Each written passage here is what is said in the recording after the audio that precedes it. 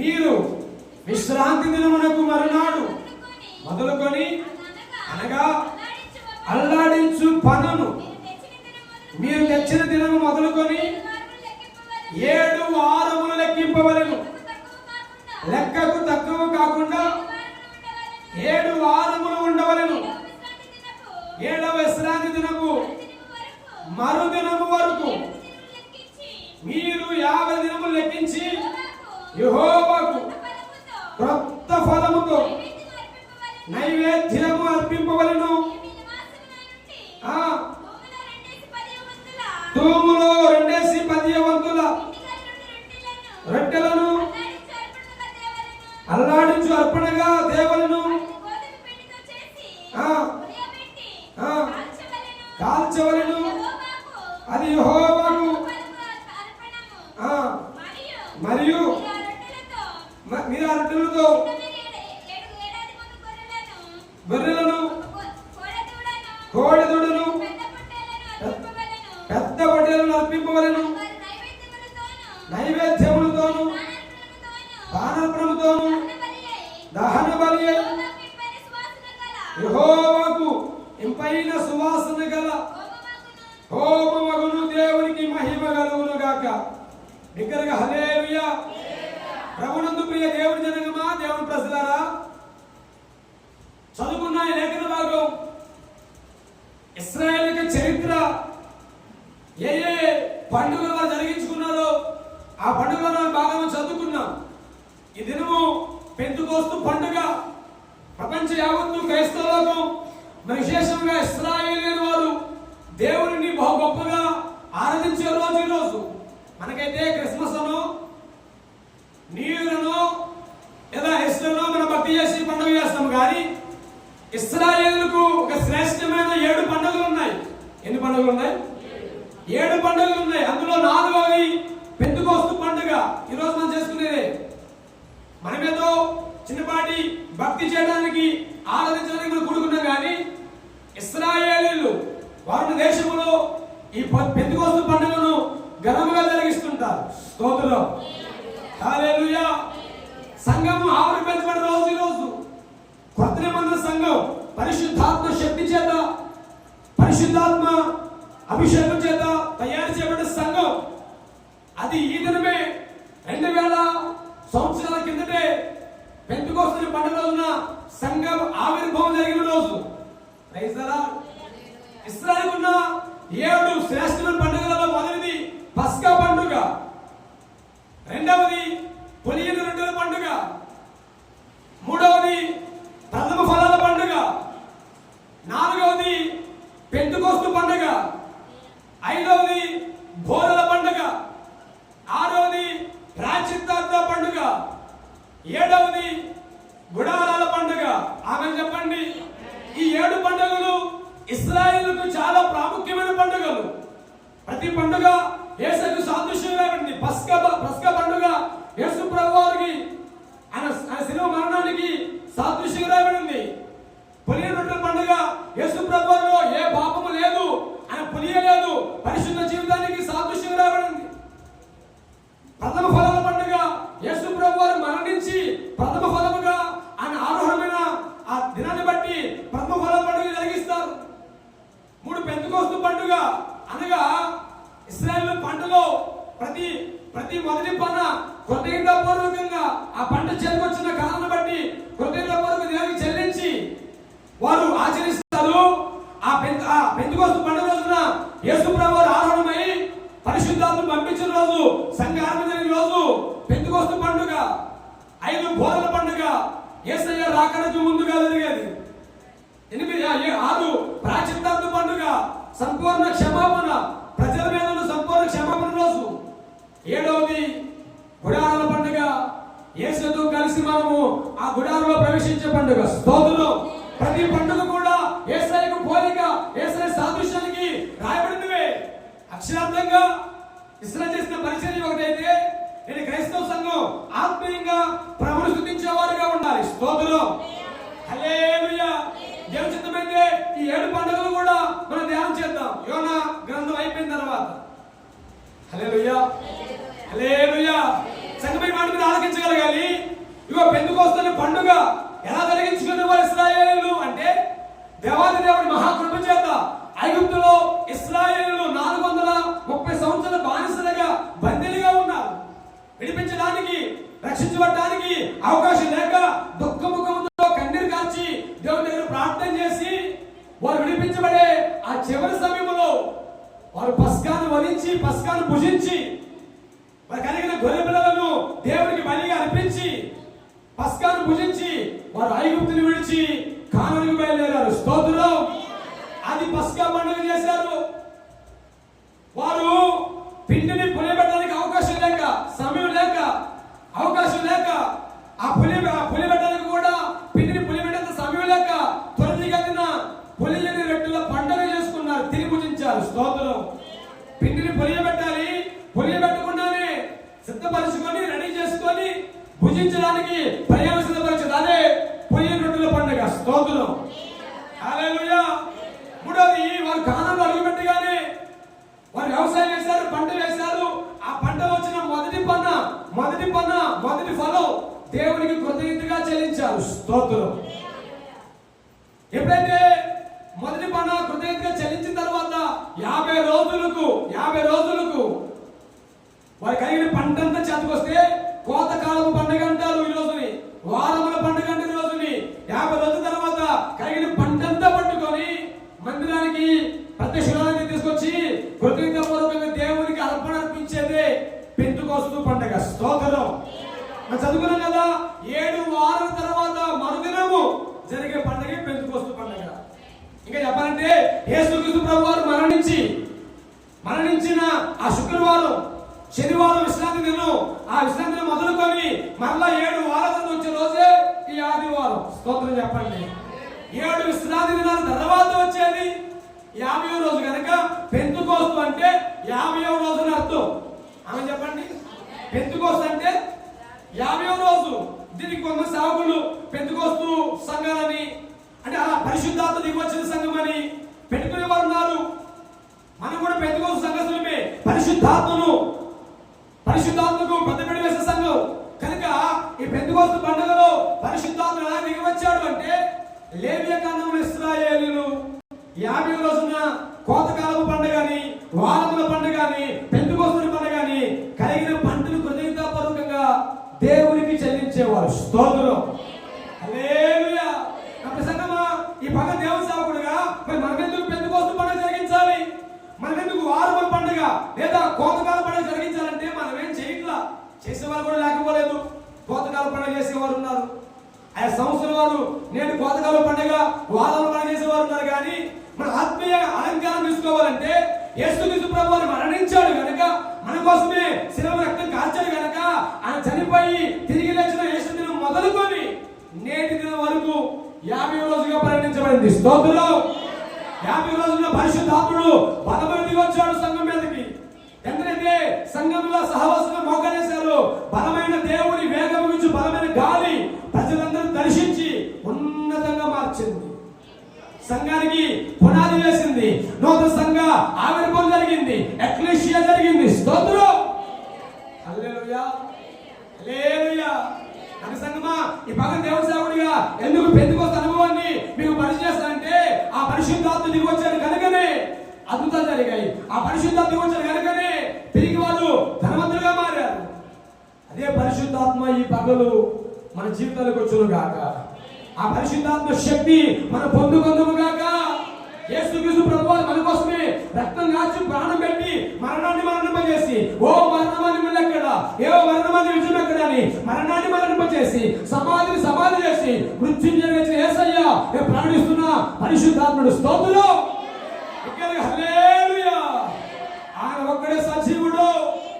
ప్రపంచం మీద దేవతలుగా పిలవడేవారు, దేవులుగా అనేక మంది ఉన్నారు. వారి సమాధులు ఇంకా అలాగే ఉన్నాయి. ప్రాణించే యేసయ్య సమాధి ఖాళీ సమాధి. ఆయన సజీవుడిగా లేచాడు. 500 మంది చూస్తుండగానే ఆకాశానికి ఆరోహణమైపోయాడు. తాను స్థలంలో వేరొక ఆదరణకర్తను సత్య స్వరూపిగా ఆత్మను పంపించాడు. సంఘం ఎత్తబడేంత వరకు పరిశుద్ధాత్మతో సంఘం కట్టబడుతుంది. స్తోత్రం. దగ్గరగా హల్లెలూయా. హల్లెలూయా. ఇశ్రాయేలీయులు కూడా అందులో ఈ పెంతుకోస్తు రోజు చేసే పని ఏంటి అంటే, కోతకాల పండుగలో వచ్చిన పంట అంతా కూడా సంతోషించి, అయ్యో మేము సంవత్సరం అంతా కష్టపడితే ఈ పండుగ ఈ పంట చేతికి వచ్చింది, ఈ పంట దేవుడి కృప, దేవుడి అనుగ్రహం, లేకపోతే మా చేతికి వచ్చేదే కాదు అని ఆ వచ్చిన పంటలో కొంత భాగాన్ని మందిరం వచ్చేవారు కృతజ్ఞతాపూర్వకంగా. మా బలం నమ్ముకుంటే మా చేతికి పంట వచ్చేది కాదు, మా జ్ఞానం మీద ఆధారపడితే మా చేతికి పంట వచ్చేది కాదు. ఇదిగో ఇది యేసయ్య అనుగ్రహమే, దేవుని కృపే కనుక ఈ రోజున దేవునికి కోతకాల పంట చెల్లించాలని కృతజ్ఞతాపూర్వకంగా దేవుని సన్నిధికి వచ్చారు ఇశ్రాయేలీయులు. ఆమేన్. అలాగే సంగమా, ఈ పగ దేవసేవకుడిగా ఒక మాట ఎంతో మాటలు ఆశపడుతున్నా, నీ బ్రతుకులో, నీ జీవితంలో, నీ ఉద్యోగ రంగంలో, నీ వ్యాపార రంగంలో, నీ చేతి పనులలో, నీ పొలం పనుల్లో ఎంతకాలం కృపించిన దేవుడు బ్రతికించారు కదా, ఆరోగ్యం ఇచ్చారు కదా, కుటుంబాన్ని పోషిస్తున్నాడు కదా. కృతజ్ఞతాపూర్వకంగా దేవుని ఆరాధించగలుగుతున్నావా? కృతజ్ఞతాపూర్వకంగా మందిరం రాగలుగుతున్నావా? ఇది దేవుడి సన్నిధి, ఇది దేవుడి దినం, ఇది ప్రభు దినం అని ఎంతమంది నిబద్ధతగా దేవుడికి కృతజ్ఞతాపూర్వకంగా ఆయన పరిచయంలో పాల్గొంటున్నారు. సహజంగా మనం మనుషుల కోసం చర్చగలుగుతాం, అవసరాల కోసం చర్చగలుగుతాం, ప్రజల కోసం చర్చగలుగుతాం. అక్కడ మంది ఈయన రమ్మన్నాడు, వాళ్ళు రమ్మన్నాడు కాదు. ఎంతకాలం బ్రతికించిన దేవుడు, పోషిస్తున్న దేవుడు, ఆరోగ్యస్తున్న దేవుడు, చేస్తున్న పనుల్లో బలమిస్తున్న దేవుడు, చేసిన కార్యాన్ని బట్టి కృతజ్ఞత తెలిపే వారి దేవుడు నిండాలుగా దీవిస్తాడు. ఆమేన్. అదే చిన్నపాటి మనుషులు చేసిన సాయమే, ఒక 10 రూపాయలు సాయం చేస్తున్నావు, ఒక 10,000 సాయం చేస్తున్నావు, థ్యాంక్స్ అన్నా, థ్యాంక్స్ అక్క చెబుతువే, అవునా కదా? 10 రూపాయలు సాయం చేస్తే, 10,000 సాయం చేస్తే, అబ్బా అన్నా నీ రుణం తీర్చుకోలేదన్నా, నాకు ఆపదలో నాకు సహాయం చేసావన్నాక అని కృతజ్ఞతాపూర్వకంగా బతుకుతావే అంటున్నా. మనకంటే గనులు, మనకంటే మేధావులు, మనకంటే తెలివైన వారు, డబ్బున్న వారు, ధనవంతులు కూలిపోయారు సార్, కాలం చనిపోయారుగా. నీవింకా బ్రతికున్నావంటే, నీవింకా పని చేసుకుంటున్నావంటే, నీవింకా నిలబడ్డావంటే, నీవింకా క్షేమంగా ఉన్నావంటే అది యేసయ్య మహాకృప. దేవునికి స్తోత్రం చెబుదాం. హల్లెలూయా. ఇకనైనా ముందున్న రోజుల్లోనైనా దేవునికి కృతజ్ఞతాపూర్వకంగా బ్రతుకుదుముగాక, కృతజ్ఞతాపూర్వకంగా జీవించుదుముగాక.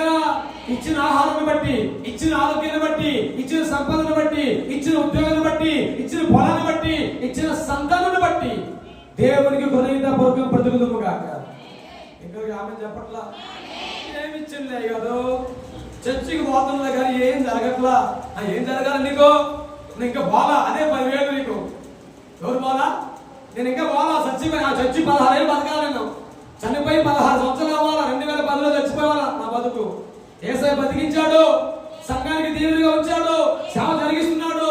అది యేసయ్య కృపని ఒప్పుకోవాలా. నా బలం, నా తెలివి, నా జ్ఞానం ఎప్పుడో పోయింది మెట్లో. ఆమేన్. మనం అంటాం చర్చికి ఎందుకు రాదక్క అన్నా, చర్చి రాదు, కొంచెం కరెంట్ పోయింది దగ్గర, అందుకే రాలేకపోయా. కరెంట్ కాదు, నువ్వే బాగా పట్టించాడు. నీకు అర్థమవుతుందా? ఆ కరెంట్ పోయినప్పుడే నేను మొన్న రీల్ చూశానండి. ఒక రీల్ సోషల్ మీడియాలో బాగా హల్చల్ చేస్తుంది. ఏంటి ఆ రీల్ అంటే, 2 యవనస్తులు బండి మీద, స్కూటీ మీద వెళుతుంటే ఆ పక్కనే ట్రాన్స్ఫర్ ఉంది. ఆ ట్రాన్స్ఫర్ దగ్గర అది ఎలక్ట్రికల్ వెహికల్ అంట, బైక్ అంట. 2 యవనస్తులు బండి మీద ఆ వంటి దగ్గర ఆగుతున్న, ఆ ఇంటి పక్కనే ట్రాన్స్ఫర్ ఉంది. 2 కూడా బండిని అట్లా పార్క్ చేశారు. ఒక పిల్లవాడు దిగాడు, మరొక పిల్లవాడు స్టాండ్ చేద్దాం సమయానికి ఆ కరెంట్ వెహికల్ కాలింది. ఆ పిల్లవాడు కాలాడు, చూస్తుంది కానీ ఆ పిల్లవాడు ఆ కాలిపోయి శవంగా తెలిపాడు. ఒకడు దిగిండు, ఒకడు అట్లాగే బండి స్టాండ్ అవుతుండవు. ఆ రీల్ ఇప్పటికీ స్టేటస్ కు పెట్టా.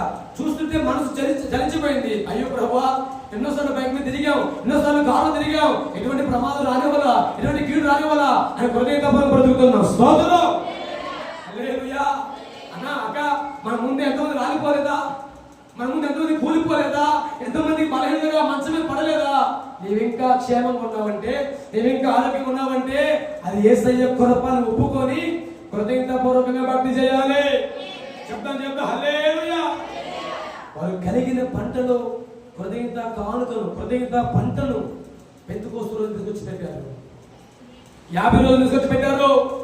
పెంతుకోస్తు పండుగ తీసుకొచ్చి దేవుని సముఖంలో కృతజ్ఞత ప్రభు చెల్లించారు. అయ్యా, ఇది నీ కృపేనయ్యా. ఫరో చేతుల్లో బందీగా ఉన్నాం, ఫరో చేతుల్లో చచ్చిపోతున్నాం, ఫరో చేతులు నలిగిపోయాం, ఫరో చేతుల్లో 400 సంవత్సరాలు మాకు దిక్కు లేదు, బలం లేదు, అధికారం లేదు, హక్కు లేదు, నిలబడే అవకాశం లేదు. మేము బానిసల పని చేశాం. ఈ రోజున వచ్చి కట్టల ఇళ్లలో పంట చేయని పొలాలు మాకు చేతికిచ్చి ఇక బతకమని చెప్పావు అని కృతజ్ఞతాపూర్వకంగా ఆ పంట పొలాన్ని దేవునికి తీసుకొచ్చారు ఇశ్రాయేలీయులు.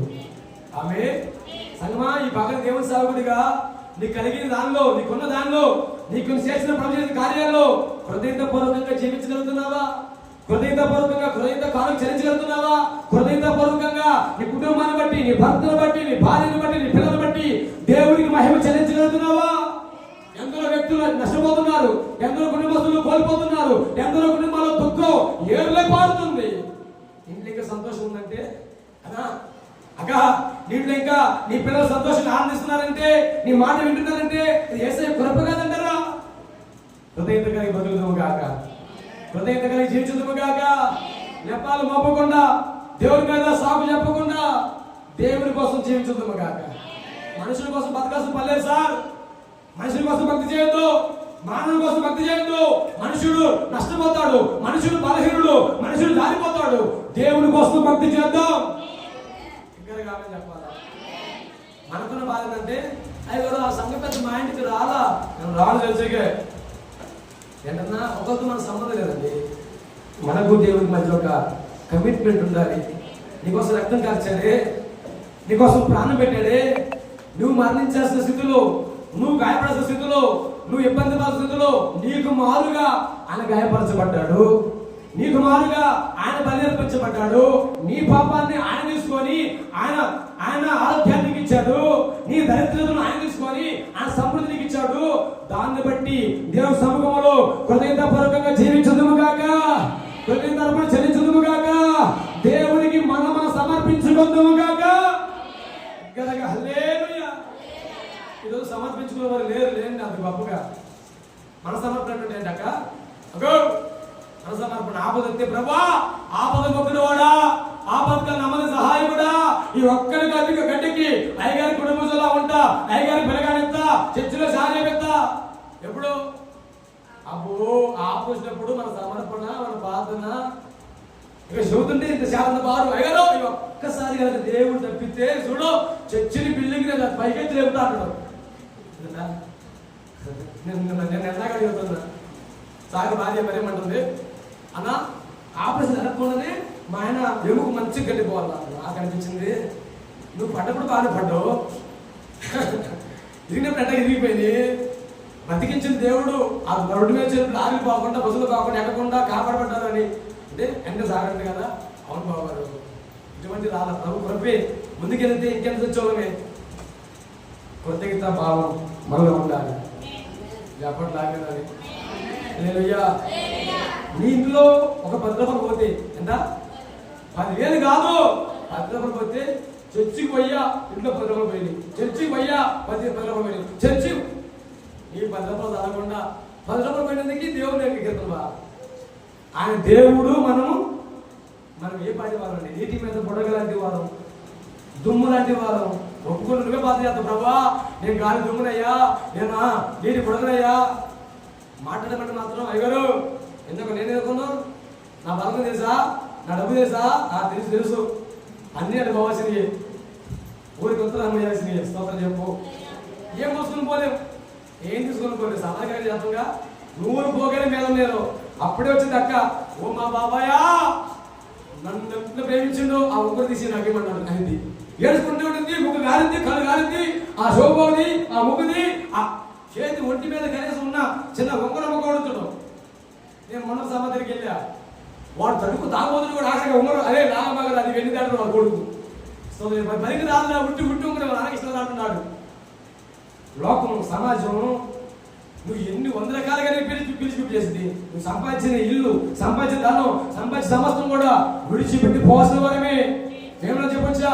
భూమి మీద ప్రతికాలం క్షేమంగా బ్రతకాల. ఇక్కడ మరణిస్తే ఏసై సింహాసనం కూర్చోవాలా, ఏసై ఒళ్ళు కూర్చోవాలా. స్తోత్రం. అలాంటి భక్తి చేయండి సార్.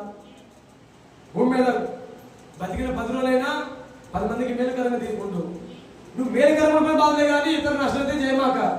ఆమె కొత్త సొక్క కొనుక్కుంటే వారం లేవు, కొత్త చీర కొనుక్కుంటే వారం లేవు, కొత్త బైక్ కొనుక్కుంటే వారం లేవు. వాడికి ఎంత వచ్చింది తెలుసా?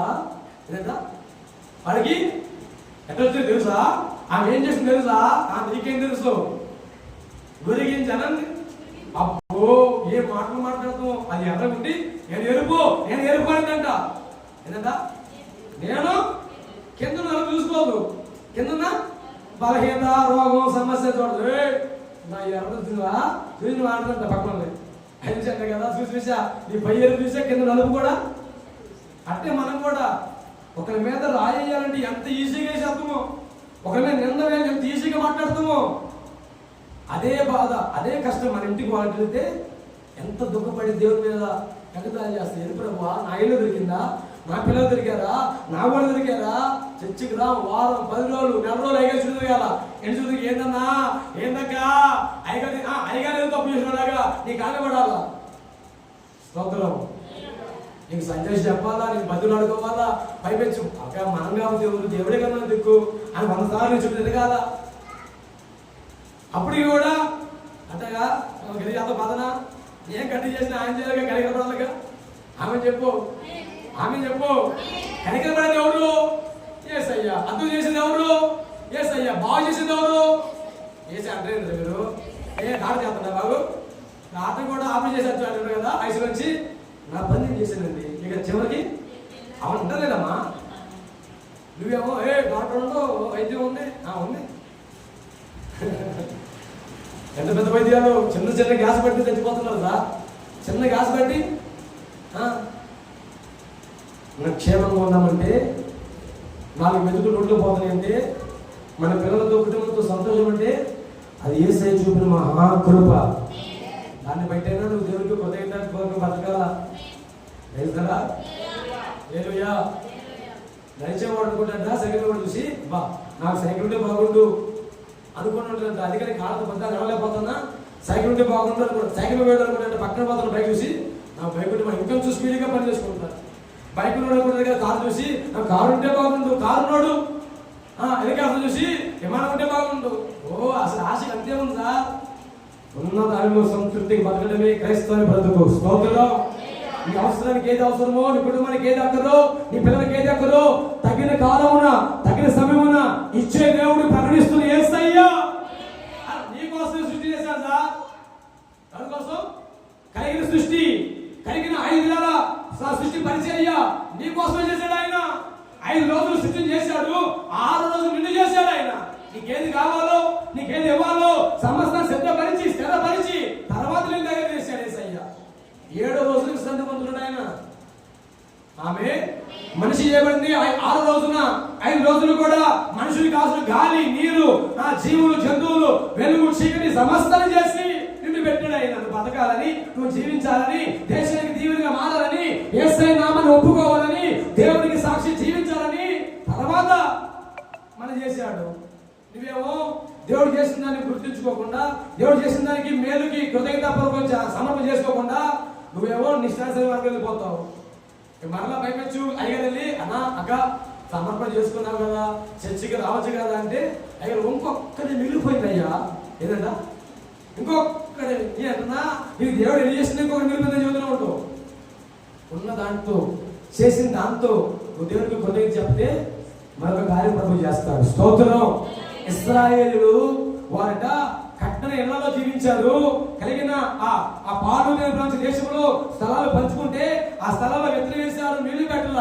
ఆ స్థలంలో ఎత్తులు వేశారు, దేవుడే కాపు కాశాడు, దేవుడే నీళ్లు పెట్టాడు, దేవుడే ఫలం చేశాడు. చేసిన దాన్ని బట్టి కృతజ్ఞతాపూర్వకంగా తీసుకొచ్చి 50వ రోజున దేవునికి కానుకగా సమర్పణ కృతజ్ఞతగా అర్పించారు. అదే పెంతెకొస్తు పండుగ. స్తోత్రం. కోతకాల పండుగ. హల్లెలూయా. ఈ కోతకాల పండుగలో లేదా ఈ పెంతెకొస్తు పండుగలో లేదా వారంలో పండుగలలో నువ్వు దేవుడికి ఏ కృతజ్ఞత చెల్లిస్తావు? నీ కుటుంబానికి కృతజ్ఞతాపూర్వకంగా దేవుడి పిల్లలు పెట్టగలవా? నీ పిల్లలు పెట్టగలవా? నీ జీవితాన్ని పెట్టగలవా? దేవునికి దినం సమర్పించగలవా?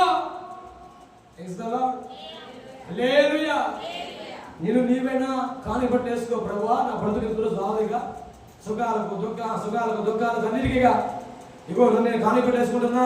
ఇక నా బతుకు మీద ఏ అధికారికి, నాయకుడికి, ఇంటి వారికి పెత్తనం అధికారం లేదు. నీవే నన్ను ఏలుబడి చేయి, నీవే నన్ను రూల్ చేయి. గాయమైన, సంతోషమైన, దుఃఖమైన, ఆనందమైన నీ ద్వారా కలగాలని కాని పెట్టులో నీ బ్రతుకేసుకో. దేవుడు ఉన్నతంగా దీవిస్తాడు. స్తోత్రం. అన్నమ్మ కొడుకుని కానుక వేసేసింది, సమర్పణ చేసేసింది. ప్రభా వాడు బతుకు మందులు పెరగాల.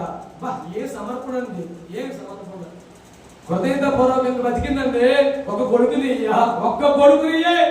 సరళ సాకెత్తా అని చెప్తే కొడుకు ఇచ్చాడు దేవుడు.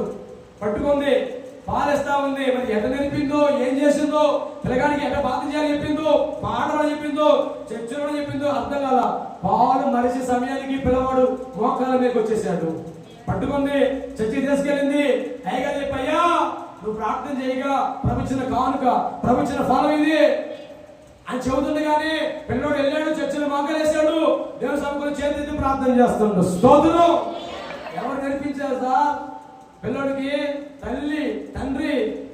నీ మాదిరి, నీ భక్తి, నీ విశ్వాసం నీ పిల్లగారితో ప్రభావంతో చెప్పిద్ది. చెప్పట్లా హల్లెలూయా, హల్లెలూయా. తల్లి తీసుకెళ్లి సమూయేలుని కానుకబెట్టి వేస్తే కానుకబెట్టి కాదండి, సమర్పణ చేసింది దేవునికి. సమర్పణ చేస్తే నా యేసయ్య పట్టుకున్నాడు, యాజకుడిగా మార్చాడు. నా యేసయ్య పట్టుకున్నాడు, తన ప్రాంతానికి, సమాజానికి, దేశానికి న్యాయాధిపతి చేశాడు. నా యేసయ్య పట్టుకున్నాడు, ప్రపంచానికి ప్రవక్తగా, దీర్ఘదర్శిగా మార్చాడు. స్తోత్రం. ఆనాడు దేవుడే నేడు సజీవుడు, ఆనాడు ప్రభు నేడు సజీవుడు. స్తోత్రం. నిన్ను, నీ కుటుంబాన్ని ఉన్నతంగా నా యేసయ్య హెచ్చించును గాక, ఉన్నతంగా దీవించును గాక. నీకున్న ప్రతి ఆశను, కోరికను పరిశుద్ధాత్మ దేవుడు తన చిత్తానుసారంగా ఆశీర్వదించును గాక.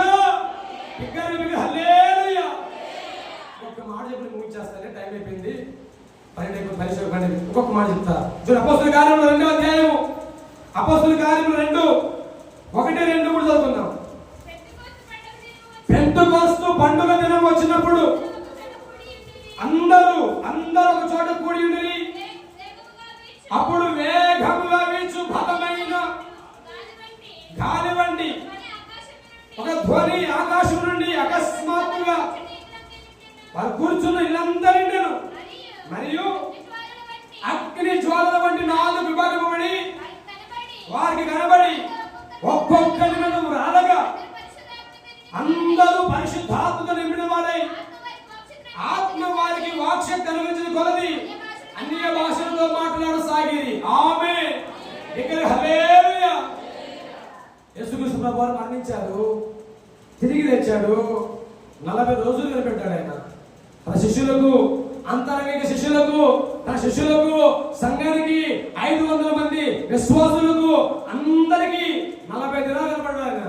చనిపోయిన ప్రభు రోమ సంఖ్యలు ఆపలేకపోయింది, రోమ సైన్యం ఆపలేకపోయింది, సమాధిని మోయలేకపోయింది, సమాధి రాయి తెరవబడింది, సమాధి ముద్రించిన ముద్ర తొలగిపోయింది, రోమ సైన్యం ఓడిపోయింది. యేసయ్య సమాధిని చీల్చాడు, తిరిగి లేచాడు. స్తోత్రం. లేచిన ప్రభు శిష్యులు కనబడ్డాడు, లేచిన ప్రభు తన శిష్యులు కనబడ్డాడు, సంఘాన్ని కనబడ్డాడు, వారితో మాట్లాడాడు, వారిని బలపరిచాడు. జారిపోతున్నారని, పడిపోతున్నారు, తిరిగి మరలా చేపల వేటకు వెళ్ళిపోతున్నారని, ఆత్మతో దిగజారిపోతున్నారని వారు ఎందుకు వెళ్ళి, పిల్లలారా ఆహారం ఉందా అని మాట్లాడి, ఆహారం సిద్ధపరిచిన సమయానికి, సముద్రం నుంచి బయటకు సమయానికి వేడిగా నిప్పుల మీద కాల్చిన అప్పమును, చేపను తన శిష్యులకు, తన పిల్లలకు ఇచ్చాడు. స్తోత్రం. ఇచ్చాడు. అబ్బాయి ఇంకెంతకాలం లోకం, ఇంకెంతకాలం పాపం, ఇంకెంతకాలం సముద్రం, ఇంకెంతకాలం చేపలు, రెండే మనుషులు పడి జాగ్రత్తగా చేస్తానని చెప్తే, అయ్యా నిజం నువ్వేనా, చచ్చిపోయావు కదా, బతికొచ్చావు అంటే అంటాడు, తోమా నీకు అంత డౌట్ ఉంటే నా చేతి వేలలో నీ వేలు పెట్టి చూడు అన్నాడు. డౌట్ కదా, అనుమానం కదా తోమాకి. ఏసయ్యా కాదా, ఏసయ్యా పోయి చేతి గాయాల్లో వేలు పెట్టాడు. తోమ మొక్కలేశాడు. ప్రభువా నేను అనుమానించానయ్యా, నా దేవుడు తోమను పట్టుకొని దేశానికి, భారతదేశానికి వచ్చాడు ఆయన. స్తోత్రం. దేశం దాటం తెలియదు, చదువు లేదు, జ్ఞానం లేదు, బయటికి వెళ్ళాలి లేదు. ఏం పొరపాటు. యేసుప్రభువు మరణించి సమాధి చేయబడి 40వ రోజున ప్రజలందరూ చూస్తుండగా అపోస్తులు 1 అధ్యాయం మాట్లాడు ఎందుకు నుంచి 10 వరకు కనబడుతూ ఉంటాయి. 40 రోజులు ప్రజలందరూ కనబడ్డాడు. 500 మంది కూర్చోనగా, 500 మంది కనబడుతుండగా, 500 చూస్తుండగా ఆయన ఆకాశానికి అలాగా ఆరోపమైపోయాడు. వెళ్తుంటారు కదా, నేను వెళ్ళి ఆదరణగా పంపిస్తా, నేను వెళ్ళి పరిశుద్ధాత్మను పంపిస్తా, సర్వసత్యం నడిపిస్తాడు ఆయన. సంఘంతో పాటు ఉంటాడు ఆయన. మరలా నాతో కలిసేంత వరకు పరిశుద్ధాత్మ మీ మధ్య ఉంటాడు అని చెప్పాడు. అది చెప్పి ఆయన మాటలు చాలించగానే ఆకాశం అలా ఆరోహణమైపోతుంటే, మీరు కనిపెట్టి ప్రార్థన చేయండి, పరిశుద్ధాత్మ రాబోతున్నాడు, ఇచ్చిన వాగ్దానం నెరవేరబోతుంది అని ఎట్లాగా ఆకాశం కారబోతే మేఘం ఆయన ఎత్తుకుపోయిందట. ప్రజలందరూ అలా చూస్తున్నారు. అలా చూస్తుంటే ఆకాశం తెరబడి ఇద్దరు దూతలు దిగి వచ్చారు. ఓ ఈ గలిలయ మనుషులారా, మీరు ఎందుకు ఆకాశం తెర చూస్తున్నారు? ఏ రీతిగా మనిషి కుమారుడు ఆకాశానికి ఆరంభమయ్యాడు, అదే రీతిగా మరలా రాబోతున్నాడు. అంతవరకు కనిపెట్టండి, అంతవరకు ప్రార్థన చేయండి అని దూత చెబితే అందరూ కలిసి మేడ దగ్గరికి వెళ్ళారండి. మేడ దగ్గర మొక్కలు వేశారు. 120 మంది కనబడిన మేడ దగ్గరికి వెళ్ళారు. 120 ప్రార్థన కూర్చున్నారు. అప్పటికే 40 రోజులు అయిపోయింది. 40 రోజుల సంఘం అంతా వెళ్ళారు, శిష్యులందరూ వెళ్ళారు. 120 మంది మోకలేసి ప్రార్థన చేస్తున్నారు. ఒకే భావం, ఒకే ప్రార్థన, ఒకే ఆశ, ఒకే మనసు కలిసింది. ఒకటే ప్రార్థన, అయ్యా మేము పరిశుద్ధాత్మను పొందుకోవాలా, అయ్యా మా మీద పరిశుద్ధాత్మకి అధికారం ఉండాలా, మా అమ్మలు ఏర్పాటు చేయాలా, మేము ఆయన లోపడుతున్నామయ్యా. అది ప్రార్థనలు, మరి ఆలోచనలు అన్ని ఆ మేడ గదిలోనే వెళ్ళి 120 మంది కూడా ఒక్కొక్కరు ఒక్కొక్క బుద్ధి, ఒక్కొక్కరిది ఒక్కొక్క బుద్ధి, ఒక్కొక్క ఆలోచన. తొందరపడిన వాడు ఒకడు, దుడుకోడు ఒకడు, కోపదారు ఒకడు, అనుమానముడు ఒకడు, దొంగ ఒకడు, అవిశ్వాస ఒకడు, ఒక్కొక్కడు ఒక్కొక్క రకం. ఆమె చెప్పట్లా అందరూ ఉన్నామండి, అందరూ ఒకే ఉంటామా? ఇక్కడి వరకే ఆమె చెప్పండి, ఆమె హల్లెలూయా బయటికి వెళ్తే ఆమె రాదు హల్లెలూయా. ఆ భాష వెనక ఏసు రాకపోయింది, డిక్షనరీ లేని భాష పడిపోతుంది మనకి. ఆమె చెప్తావా? అవును కాదక్క, చర్చకొచ్చింది కాబట్టి అయ్యగారు చూస్తున్నా, అయ్యగారు ఉండని ఆగుతున్నా, లేకపోతే ఒక్కొక్క అనేవాళ్ళు కూడా ఉన్నారు నా ముందే. ఎన్నిసార్లు చూశాను. ఒక్కొక్కరు ఒక్కొక్క స్వభావం అండి. ఒకటి తొందర ఎక్కువ, ఒకటి నెమ్మది ఎక్కువ, ఒకటి గొప్పదారి, ఒకటి సాత్వికుడు, ఒకటి ముక్కోపి, ఒకటి తెలుగుదర్శి. ఇక్కడ ఉన్న వాళ్ళు ఒక్కొక్కరు ఒకలా ఉంటుంది. ఏంటన్నా మన ఆలోచనలు దేవునితో కలవాలి, మన ప్రార్థనలు దేవునితో కలవాలి, మన మనస్సు దేవునితో కలవాలి, ఏక తాత్పర్యాలకు రాగలగాలి, ఏక భావనలు రాగలగాలి. అందరు కలిసి ఒకటే అంశం పెట్టారు. ఎందుకు తెలుసా? పరిశుద్ధాత్ముడా నా మీదకి దిగిరండి, పరిశుద్ధాత్ముడా మా మీద దిగిరండి, ఆదరణకర్త మా ఎదుగు రండి అని అందరూ కలిసి ప్రార్థన చేస్తుంటే వారి బుద్ధులు వేరు, వారి ఆలోచనలు వేరు, వారి పనులు వేరు, వారికున్న మానసిక రోగాలు వేరు, వారికున్న సమస్యలు వేరు. అందరూ కలిసి గదిలో పోయారు, మోకానికి వచ్చారు, ప్రార్థన చేస్తున్నారు. ప్రార్థన దేవుడు 50వ రోజున అనగా గదిలోకి వెళ్ళిన 10వ రోజున 40 రోజులుగా యేసు ప్రభుతోనే ఉన్నారు, చూచారు. యేసు ప్రభు ఆకాశం పోయిన తర్వాత గదిలోకి వెళ్ళారు, మోకానికి వచ్చారు. అన్నం లేదు, నీళ్ళు లేవు, తిప్పలు లేవు. 10 రోజులు ఒకటే. ఈ అవకాశం పోతే, ఈ సమయం పోతే మరలా పొందుకోలేనేమో, పరిశుద్ధాలు అనుభవించలేమో. తిన్నారో లేదో చెప్పలే కానీ ఒకటే బాధ, ఒకటే బాధ. పరిశుద్ధాత్ముడా మమ్మల్ని టేక్ ఓవర్ చేయండి, పరిశుద్ధాత్ముడా మమ్మల్ని లీడ్ చేయండి, పరిశుద్ధాత్ముడా మీకు లోపడుతున్నాం అని అందరూ మోకలేస్తే ఆకాశం నుండి బలమైన గాలి, వేగంగా వీచే గాలి వారి మధ్యకి సంచరించింది. స్తోత్రం. వారున్న ఇల్లంతా నిండిందట. ఆమె చెప్పండి, వారున్న ఇల్లంతా నిండింది.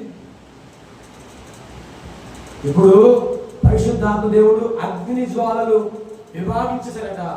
అదంతా వేగం బలమైన గాలంతా ఆ గదంతా ఆక్యుపై చేస్తే ఎవరి మీదకి ఏ అభిషేకం పంపించాలి, ఎవరి మీదకి ఏ అగ్ని జ్వాల రిలీజ్ చేయాలి అని అగ్ని జ్వాలలు 4 విభాగింపబడి, ఎట్లా విభాగింపబడినండి.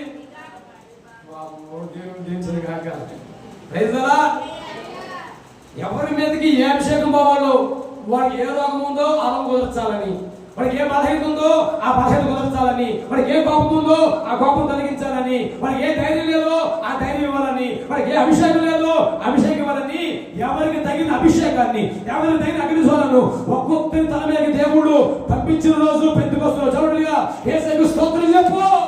హల్లెలూయా. అర్థం కాకుండానే, తెలియకుండానే పరిశుద్ధాత్మ నింపబడ్డారు, అభిషేకించబడ్డారు, అన్ని భాషలు మాట్లాడారు. వారికి తెలియకుండానే నూతన భాషలో నూతన వరాలు పొందుకున్నారు. రోగులు స్వస్థపరచబడ్డారు, కోపదారులు సాత్వికులుగా మారిపోయారు, తిరిగి వారు ధైర్యవంతులుగా మారిపోయారు. ఒక్కొక్కరు ఒక్కొక్క బుద్ధిలోకి వెళ్ళారు. కానీ బయటకు వచ్చిన వాళ్ళ రాలేక అక్క బయటకు వచ్చిన రోగంతో రాలా, బయటకు వచ్చినప్పుడు సమస్యలు రాలా, ఏ సమస్యను మేడకి మోసపోయారు, ఏ రోగాన్ని మేడకి మోసపోయారు, ఏ కోపదారులని మందిరం మోసపోయారు. బయటకు వచ్చినప్పుడు పరిశుద్ధాత్మ నింపబడ్డారు. స్తోత్రం, హల్లెలూయా. తిరిగి వారు బలవంతులుగా మారారు, దొంగలు నీతిమంతులుగా మారారు, కోపదారులు సాత్వికులుగా మారారు. ఒక్కొక్కరి మీద కదా అగ్ని జ్వాల దిగి వచ్చింది. పండితులు రాస్తారు, ఆకాశంలో మందిరం వెళ్ళినప్పుడే సిద్ధపడిందంట. అక్కడ ఇది దగ్గరికి పంపించాలా, ఇది దగ్గరికి పంపించాలా, ఇది దగ్గరికి పంపించాలా. అందరూ కలిసి ఏకభావం, ఏక తాత్పర్యం, ఏక మనస్సు కలిగి ప్రార్థన చేస్తుంటే దేవుడు ఉండలేక వారి మధ్యకి దిగి వచ్చాడు, వారితో ఉన్నాడు. వారు ఉన్నంత కాలం ఉంటానని చెప్పాడు. సంగమా, నేను మనం భక్తి చేస్తూనే ఉన్నాం, మనం ఉన్నంత కాలం ఉంటారు. సంఘం ఎత్తబడ్డప్పుడే పరిశుద్ధాత్మలు ఎత్తబడతారు. తెస్సలోనికీయులకు రాసిన పత్రిక 2వ అధ్యాయం మాటలు రాయబడతాయి. స్తోత్రం చెప్పండి. చూపించే సమయం చెబుతున్నా, మనం నమ్మడాలించాలా. పరిశుద్ధాత్మ దిగి వచ్చాడు, సంఘం కట్టబడింది. పరిశుద్ధాత్మ దిగి వచ్చాడు, రోగులు స్వస్థపరచబడ్డారు. పరిశుద్ధాత్మ దిగి వచ్చాడు, సమస్యలకు పురుషుడు పడిపోయింది. పరిశుద్ధాత్మ దిగి వచ్చాడు, శత్రువు ఓడిపోయాడు. పరిశుద్ధాత్మ దిగి వచ్చాడు, ఎందుకు పనికిరాని వాడు పనికొచ్చేవాడికి మారాడు. పరిశుద్ధాత్మ దిగి వచ్చాడు, నోరు లేని వాడికి దేవుడు ధైర్యాన్ని ఇచ్చాడు. స్తోత్రం. పరిశుద్ధాత్మ దిగి వచ్చి పనిచేయడం ప్రారంభించాడు. ఆలకించాలా. సరిగా మాట్లాడే పేతులు, సరిగా చాపట్టిన పేతులు, బండ లాంటి కఠినమైన పేతుల్ని పరిశుద్ధాత్మ పంపించి సువార్తను వలసను ప్రారంభించాడు. అప్పుడే సముద్రం వలేసింది కదా. ఇప్పుడు మనుషుల మీద సువార్తను వలవేస్తుంటే ఆయన వలలో 3000 మంది 5,000 మంది చేర్చబడ్డారు. ఏంటయ్యే కృప అర్థం కావట్లే జనాలకి. పరిశీలన శాస్త్రులు సొంతులు అరే మీరు విద్య లేని పామరులే, ఇంత పాండిత్యం ఎక్కడిది? పరిశుద్ధాత్మ తల మీద దగ్గరకు వచ్చింది. స్తోత్రం చెప్పు. పరిశుద్ధాత్మ ఇంటిలో కనుక ఆ ఫలం పొందుకోగలిగారు. హల్లెలూయా. ఎలా మారారు చెప్పంటారా? సంఘానికి పునాదిగా మారిన పేతురు. తాళపు చెవులు పేతురు చేతిలో ఉన్నాయి. పేతురు, నీ బండ మీద నా సంఘమును కడతా. స్తోత్రం. యోగ్యత లేదు, అర్హత లేదు, కురిపించిన దేవుడు ఆయన. యోహాను వాడుకున్నాడు, ఫిలిప్పును వాడుకున్నాడు, ఆంధ్ర వాడుకున్నాడు, తోమను వాడుకున్నాడు. దేశం దాటలేని వారు, గ్రామం దాటలేని వారు, ప్రపంచం అధికంగా చేరి భూలోకం నలుగురించేవారు ఇక్కడికి వచ్చిన సాక్ష్యం పొందారు. జరుడుగా యేసయ్యకు స్తోత్రం చెబుతూ హల్లెలూయా. ఈ పక్కన మాటలు ఇప్పుడు అక్క నిన్ను అవమానపరిచేవారు ఎవరైనా, నిందించేవారు ఎవరైనా, నీ వల్ల కాదని వారు ఎవరైనా ముందులేమండి.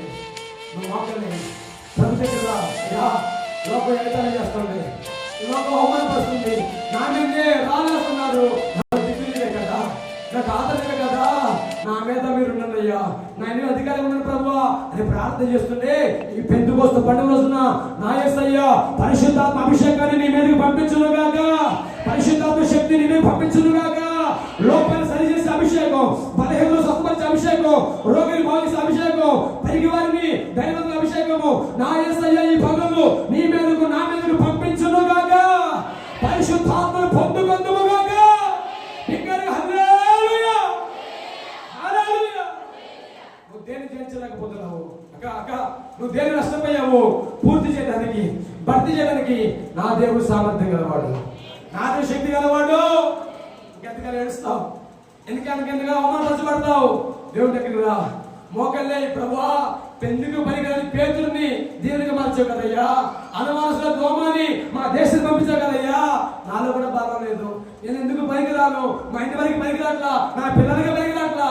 నీవు పనికి వస్తానేమో ప్రభువా, పిల్లలకి బతుకుతానయ్యా అని మోకాలు వేయగలిగితే, కొద్దిగా రాగలిగితే, సమర్పణ చేసుకోగలిగితే, దేవుడు సముఖంలో పరిశుద్ధాత్మ కోసం కన్ను కాగలిగితే నా దేవుడు పరిశుద్ధాత్మను ఈవిగా ప్రసాదించును గాక, నీ మీద పంపించును గాక. ఒక అగ్ని చోద ఈ పగలను తాకును గాక, నీ లోపాన్ని సరిచేయను గాక, నేను వెంటనే శత్రువును యేసు నామమున ఖండించును గాక. హల్లెలూయా, హల్లెలూయా. అపోస్తలులు ముట్టుకోలేకపోయారండి, అపోస్తలులు తాకలేకపోయారు.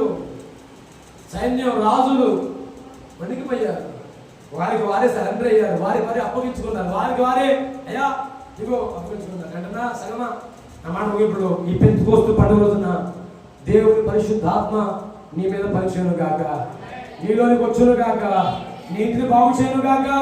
సర్వశక్తి నడిపించు దేవుని ఆత్మ నిన్ను ఏలుబడి చేయను గాక. నా దేవుని కృప నిన్ను నడిపించును గాక. దేవుని వాక్య భావాన్ని మన నిన్ను దీవించి ఆశీర్వదించును గాక. తలవంచులు మోకాళ్ళం అందరి మగల చిన్న ప్రార్థన చేద్దాం. నా సమయం అయిపోయింది. అందరి మగలు రండి. అందరి మగలు చిన్న ప్రార్థన చేద్దాం. సగమా యేసయ్య కురిపించాడు, క్షేమంగా బ్రతికించాడు. హృదయపూర్వకంగా బ్రతుకుదాం. మన మీదకి ఒక అభిషేకం పంపించబోతున్నాడు, అగ్ని జ్వాల పంపించబోతున్నాడు. నిన్ను నన్ను సరి చేయాలని, ఉన్నతంగా మార్చాలని, దానికి సాక్ష్యంగా వాడుకోవాలని, ప్రపంచం అనేకులను తిప్పాలని ఈ భగవత్ పరిశుద్ధాత్ముడు మన మీదకి వస్తుండగా ఒక చిన్న ప్రార్థన చేద్దాం.